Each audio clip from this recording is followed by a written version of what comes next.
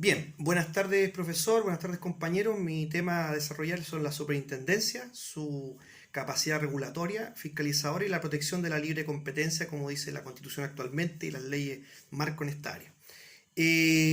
Básicamente las superintendencias no son un tema actual, son un tema que ya viene desde 1930 en Chile y a nivel mundial también se vienen generando estas empresas, estas agencias de regulación del mercado para prevenir justamente lo que era la posición monopólica en su origen, los TRAS en Estados Unidos y en Chile, era regular básicamente la área estratégica del mercado, como eran los bancos, como eran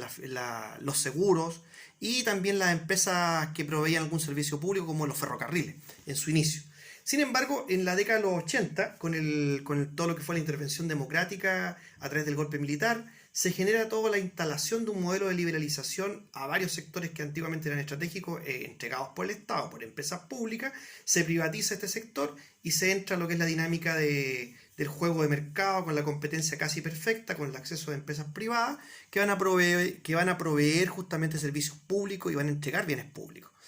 En este sentido, a partir del decreto ley 3500 y del 532, se empieza a generar lo que se llama la creación de estos organismos superdotados, que yo le llamo, que tienen una cualidad administrativa de autocontrol y también de regulación, y por otro lado son jurídicamente separados, autonómicos, en relación al poder centralizado del Estado. Son organismos técnicos que siempre tienen un interés básicamente regular el mercado, no intervenir, por lo que el principio subsidiaría la Constitución, y garantizar que los privados ejerzan en primera facie todo lo que es la actividad económica e incluso sectores estratégicos. Lamentablemente, ninguna competencia perfecta es perfecta. Por lo tanto, ya desde la literatura económica como administrativa o pública, se ha visto con la ley, con el decreto ley 3551 que las superintendencias no iban a ser la panacea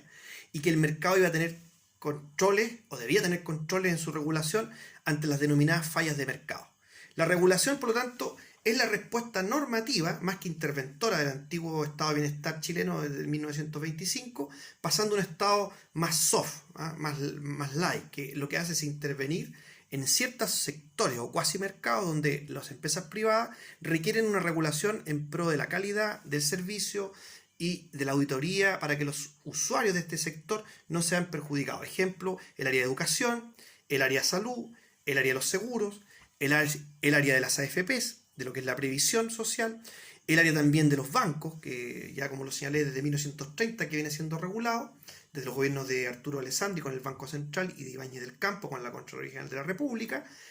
básicamente con lo que fue la experiencia de la misión Kemmerer, instaló esta idea de las agencias reguladoras. Y como les señalé, a partir de 1980, 81, 82 hasta el 90, se genera toda esta idea de directivas de crear superintendencias o entes reguladores, donde el Estado prácticamente ya no interviene, pero sí sanciona a través de estos organismos técnicos superdotados.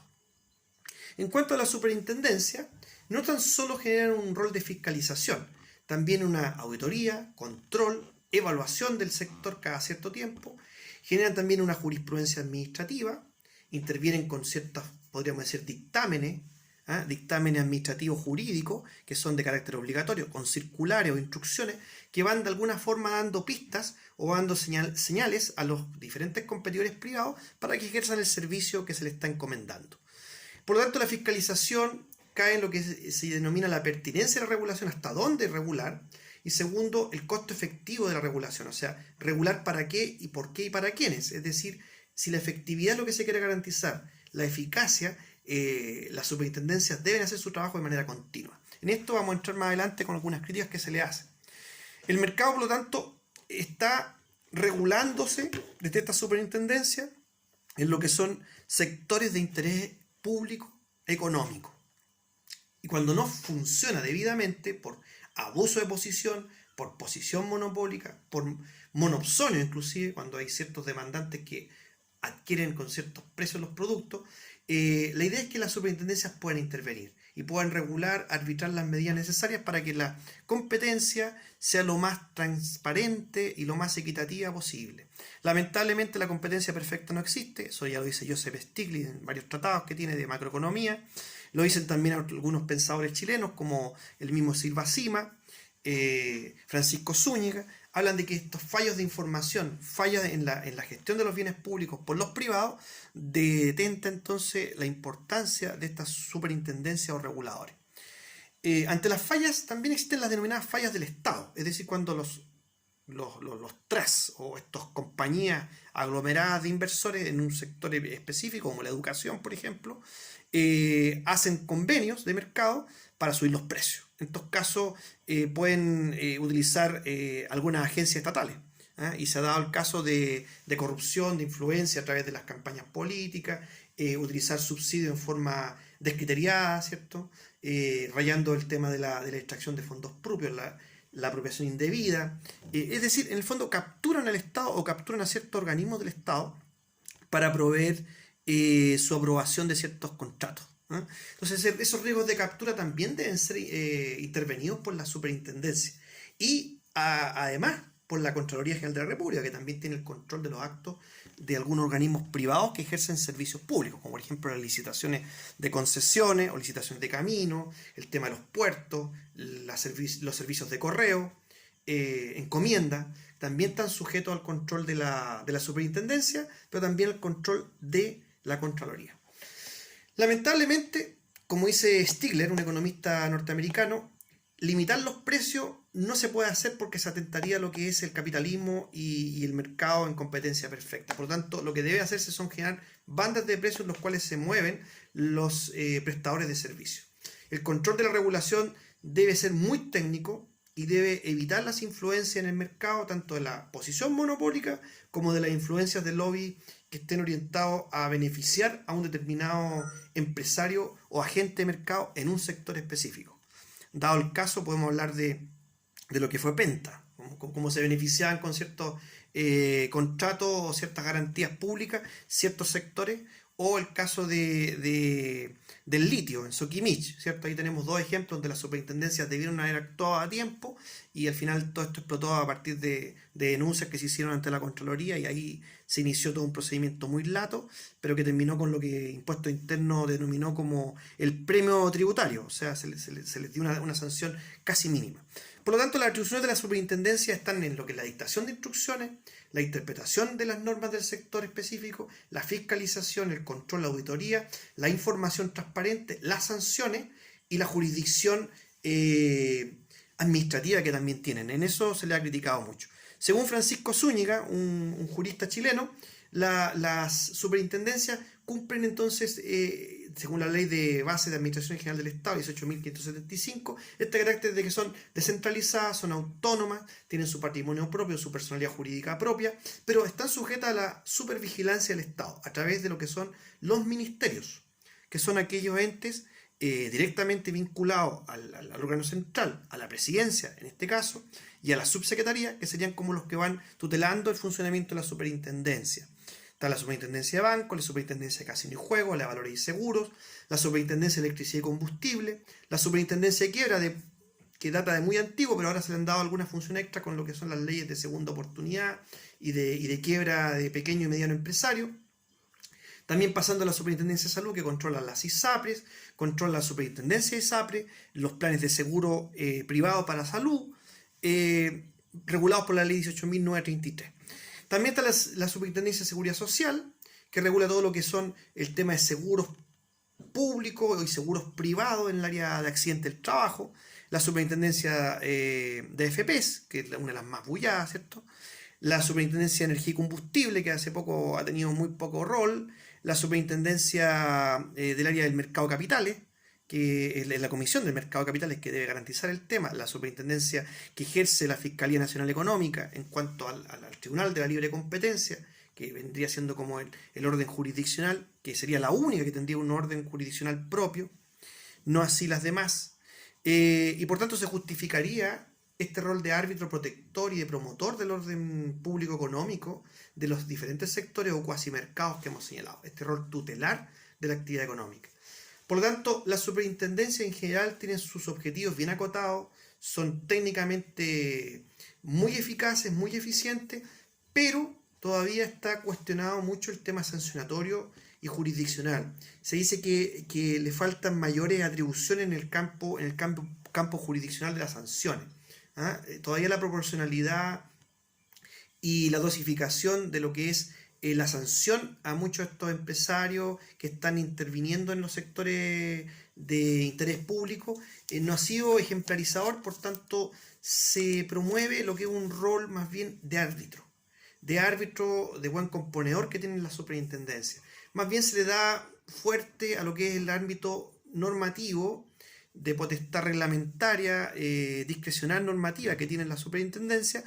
y a la transparencia, tanto al acceso al mercado como al acceso corporativo que la información de las diferentes agencias privadas deben entregar. ¿Ya? Se le exige un balance, una memoria, entregar todo lo que son sus procedimientos y además a tenerse un registro que está dentro de cada una de las superintendencias, como la electricidad y combustible, para los distribuidores de gas, para los distribuidores de petróleo, etc. Sin embargo, hay múltiples procedimientos en los cuales la superintendencia intervienen, que son de carácter sancionatorio, como también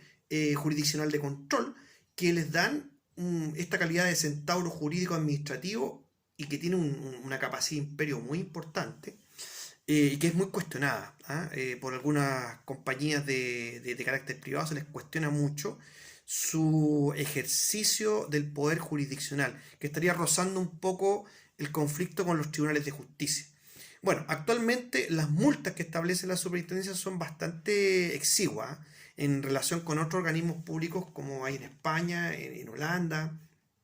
en los países nórdicos, en Alemania, que son altamente ejemplarizadoras, y también en Estados Unidos, en el área ambiental. Sin embargo, en Chile la Superintendencia de Medio Ambiente, que es una fiscalía ambiental, no lo ha hecho a la altura de lo que exige la OECD. De hecho, la OECD da un conjunto de normas en esta área para que se comprometan a nivel técnico los gobiernos con estas AFP, por ejemplo, la superintendencia de AFP, que se regule en forma efectiva las AFP, o en el tema de las ISAPRE, que se regulen y que no sean los tribunales los que tengan que estar a posteriori sancionando y cumpliendo el rol de la superintendencia. También se les pide que evalúen el impacto de la evaluación regulatoria, que se evalúe constantemente el inventario de las empresas que prestan los servicios para que garanticen la calidad de los servicios. Entonces la OECD está muy atenta ante el rol de la superintendencia, ya que el Estado no interviene directamente, que lo haga indirectamente a través de una superintendencia súper dotadas técnicamente, con capacidades regulatorias, con capacidades de fiscalización activa, con capacidad de fiscalización a priori y a posteriori. Lamentablemente en Chile todavía se abunda en esta idea de que se sancione el daño y no el mal funcionamiento, que es un tema que debe ajustarse, ponerse al estándar que pide la OECD para garantizar lo que es la transparencia de los procedimientos y lo que es la respuesta al ciudadano, al usuario en definitiva, que es quien recibe este servicio que debería hacer el Estado, pero que se les encarga a estas empresas privadas. Por lo tanto, una crítica que se hace de la OECD también es la transparencia en cuanto al racional y justo procedimiento que la superintendencia entrega. Muchas veces son bastante opacos y rayan incluso en lo que es la baja transparencia que se le exige por la ley, por el artículo 4 y por el artículo 38 de la Constitución, de brindar a los ciudadanos el acceso a la información, como también a los proveedores que son privados. Y solamente dejar una idea, un pensamiento que Joseph Stiglitz tiene al respecto. Ninguna superintendencia va a hacer bien su rol regulador si no es a partir de la fiscalización preventiva. O sea, esto es clave según Stiglitz, que los reguladores deben tener la prevención más que la sanción, ¿ya? Y la sanción debe venir de la mano con la prevención. O sea, cuando se le ha hecho todo un seguimiento a un organismo privado que está en un sector público que no está cumpliendo el estándar, debe ser sancionado en el intermedio de la ejecución del servicio,